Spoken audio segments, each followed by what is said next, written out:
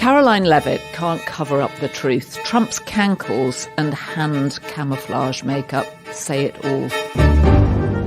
Forget the badly camouflaged makeup on both his hands now. Forget the newly lavender hair hovering above his scalp like a bruise. Forget the slits for eyes. The real tell on Donald Trump is below the knee. His ankles, swollen and straining over his Oxfords, aren't just unsightly cankles. They're flashing neon signs of a body under pressure.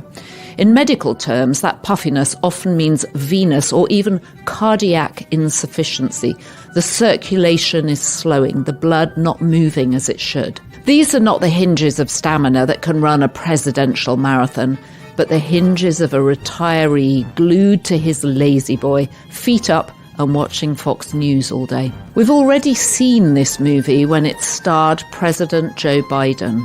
The stumbles, the shuffling, the vacant stares, all dismissed until his catastrophic debate meltdown, when the country suddenly realised the emperor had no recall. The press tiptoed around the obvious. He was too old, and then boom, reality hit, live on television. A year later, we're watching the sequel. Now it's Donald Trump's turn under the unflattering fluorescent lights of mortality. He's 79, a number closer to octogenarian shuffleboard than to nuclear brinkmanship. Only a couple of weeks ago, he twice announced he was going to Russia. I'm going to see Putin. I'm going to Russia.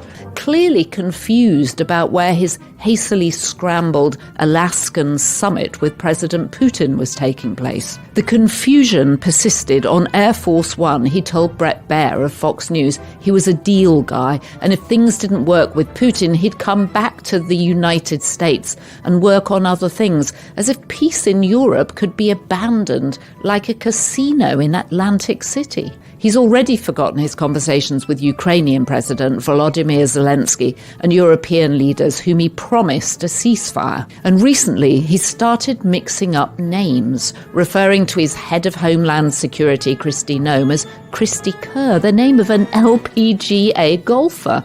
And during a White House event with Tim Apple Cook, Trump thanked his Commerce Secretary, Howard Lutnick, wherever you may be. Secretary of Commerce Howard Lutnick, for being here, wherever you may be. I'm right behind you, said a startled Lutnick. In July, at a ceremonial signing of a veterans bill, Trump paused to acknowledge the bill's sponsor, Congressman Derek Van Orden, asking, "Where's Derek? Where's Derek?"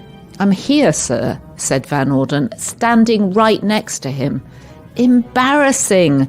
The decline is as obvious as the white eye circles protected from his spray tan. Trump's camp knows it too. Karoline Leavitt has dusted off Karine Jean-Pierre's old binder of excuses. The president is working very hard. Every day is a test. The bruises come from shaking hands. Sound familiar?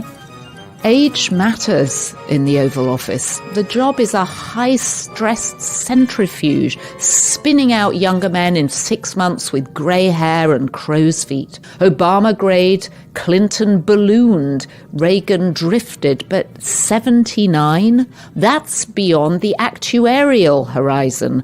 For Biden, the tell was the papery whisper, the frozen smile and multiple faceplants. For Trump, it's the gait, the new halo of fat around his neck and the laborious climb up the stairs of Air Force One, gripping the railing with one hand and puffing like an aging club pro at the back nine. This isn't age shaming, it's reality shaming. To ignore what's obvious is political malpractice. The press flinched with Biden.